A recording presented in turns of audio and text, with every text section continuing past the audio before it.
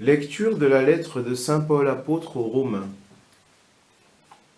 Frères, nous savons que par un seul homme, le péché est entré dans le monde, et que, par le péché, est venue la mort. Et ainsi, la mort est passée en tous les hommes, étant donné que tous ont péché.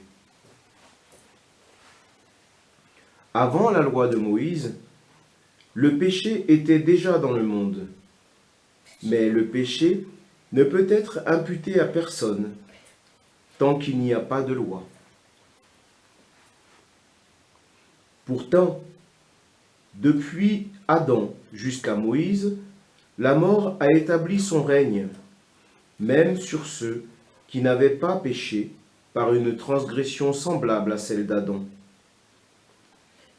Or, Adam préfigure celui qui devait venir. Mais il n'en va pas du don gratuit comme de la faute.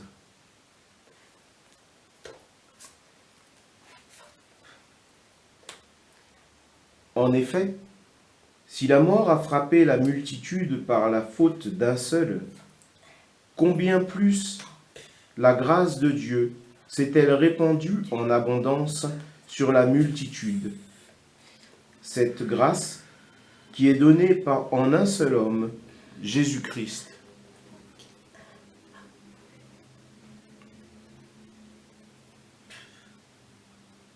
Le don de Dieu et les conséquences du péché d'un seul n'ont pas la même mesure non plus.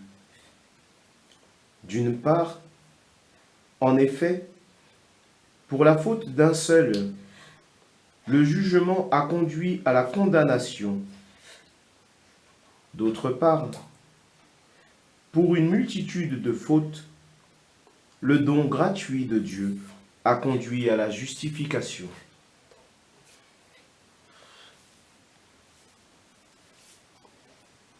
Si, en effet, à cause d'un seul homme, par la faute d'un seul, la mort a établi son règne, combien plus, à cause de Jésus-Christ et de lui seul, régneront-ils dans la vie ceux qui reçoivent en abondance le don de la grâce qui les rend justes.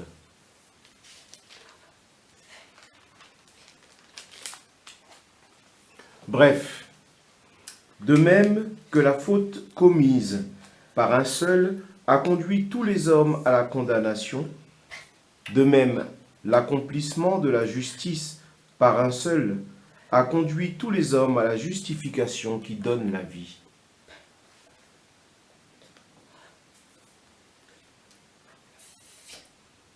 En effet, de même que par la désobéissance d'un seul être humain, la multitude a été rendue pécheresse, de même, par l'obéissance d'un seul, la multitude sera-t-elle rendue juste.